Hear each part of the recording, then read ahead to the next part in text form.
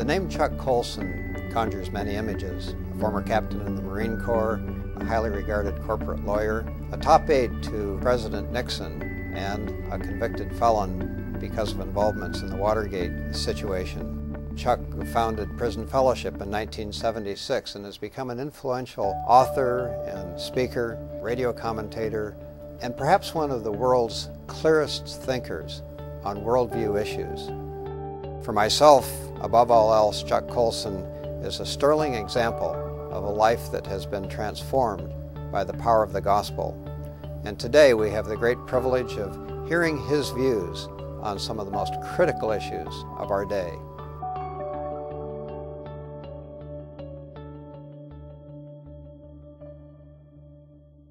Chuck, it's wonderful to be with you. John, thank you. Well, I enjoy being with you, and I enjoy your work and Intercessors, the great work they're doing in America and your leadership of it. So I'm delighted we have this opportunity to spend some time together.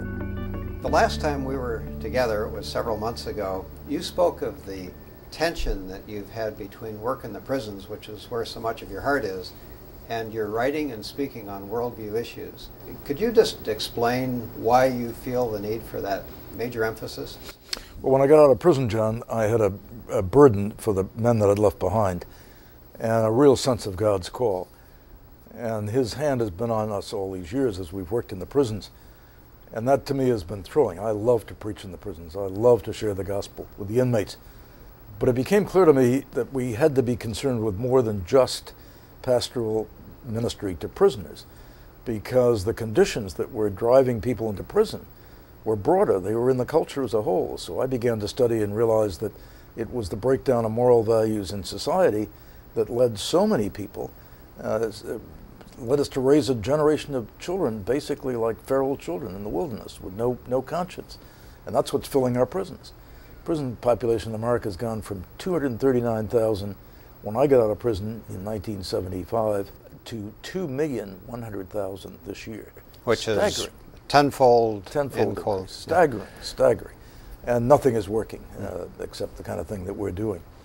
But about halfway through it, I realized we've got to be concerned with the culture as a whole. I began to read and study and write on questions of biblical worldview. Now, that's not an arcane academic term. That's a real-life term, because everybody has a worldview. Everybody has an idea of how the world works and how they fit in. And Christians have a well-formed biblical worldview because the Bible gives it to us. So I became really concerned with issues of worldview, understanding the false values of the culture, critiquing them, thinking Christianly, and then presenting a biblical view in opposition to it. In any event, the last few years, the Ministry of Prison Fellowship is in great hands with Mark. Mark Earley is the president. I'm able to spend more time teaching, and so I want to devote the last years of my ministry, as God gives me the time and the strength and the energy, to do what Samuel did in the late days of his ministry, which was to raise up a school of prophets. So I'm working now to teach worldview and to write about it in books, which I've just done in And How Shall We Live and in The Good Life, and try to get people thinking differently and thinking Christianly about all of life.